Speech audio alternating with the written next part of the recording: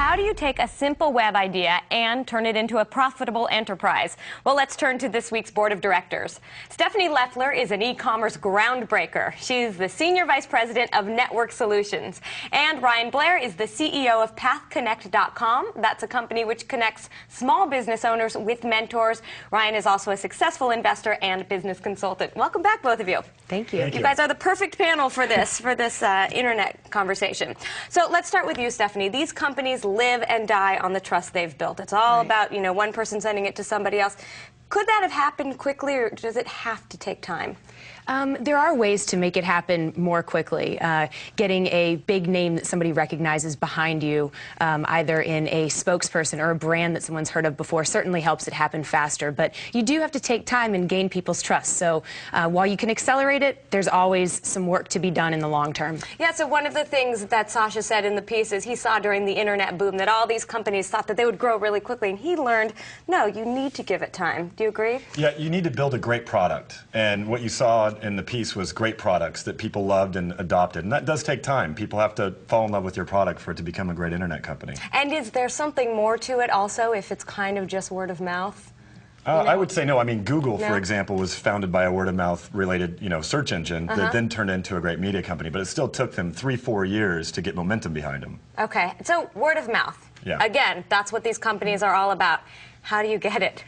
Well, I think, as Ryan said, the key is building a great product. The only way to get word of mouth is to build something that's so awesome that somebody wants to tell their friends or their business contacts about it. So if you can do that, you will generate the word of mouth. And having something that's different. If you're just like everybody else, it's not going to work anyway, but you're definitely not going to get what you want. I mean, most people think their product is great. Is there any sort of silver bullet to get people to talk about it? There are now word of mouth strategies. See, this is kind of a new topic for marketers and so forth. So people don't understand that word of mouth is something that you can create if you have a strategy to do so. And there are wonderful books on it. There are consultants. There's companies that help you get your word of mouth projects off the ground. Do you have any ideas of any?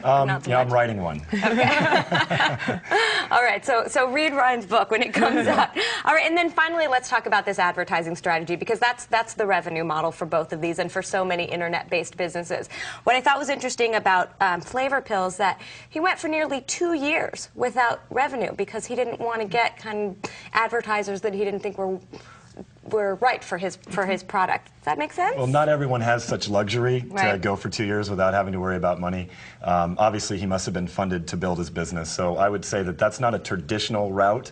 I focus on monetization on the portfolio companies and the projects that we work with right away. So how fast can they make money? And that's really up to the entrepreneur to define the revenue plan. But do you think it would have hurt his company at all to have said, okay, I want to get some local advertisers, some names that maybe everyone doesn't know? Would the big box advertisers or the big brands maybe not have been as interested?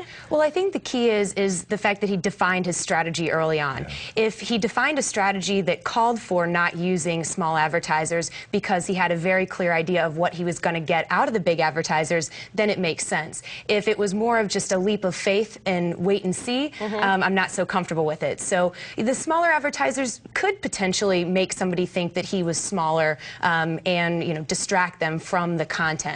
So I like his strategy as long as it was calculated. My opinion is he was smart because he aligned with the right brands. If you're advertising and aligning with the wrong brands, you're letting these brands on your site, and your consumers and so forth don't appreciate those brands. You've done a disservice to those consumers. Yeah, it's interesting. And Social Diva does the same thing. If you look at the advertisers on that site, they're very much targeted to her audience. Turning now to your questions. First up, a viewer asked us about financing options. Can you explain the pros and cons of using a convertible debt structure to expand a small but profitable business? All right, Ryan, let's start out by defining what a convertible debt structure is. Well, first and foremost, convertible debt is a form of debt or financing that converts to equity. And to answer the question directly, the pros are that sometimes you don't have to give up as much equity. The cons are that you have a debt infrastructure over your head, so you have to have repayment on that at some point.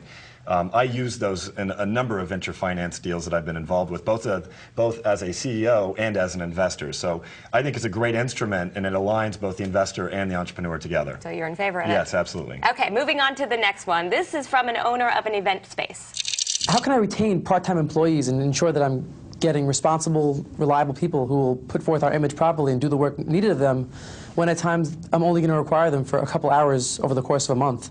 Yeah, that's a good question. How do you get their loyalty if you use them so little? Sure. Well, I think the key is flexibility. You have to realize that this is a secondary activity for the people that you're recruiting. So the key is to have a big list of people that you trust, pay them well, and give them ultimate flexibility so they can do their other job in addition to yours. Moving on to the emails now.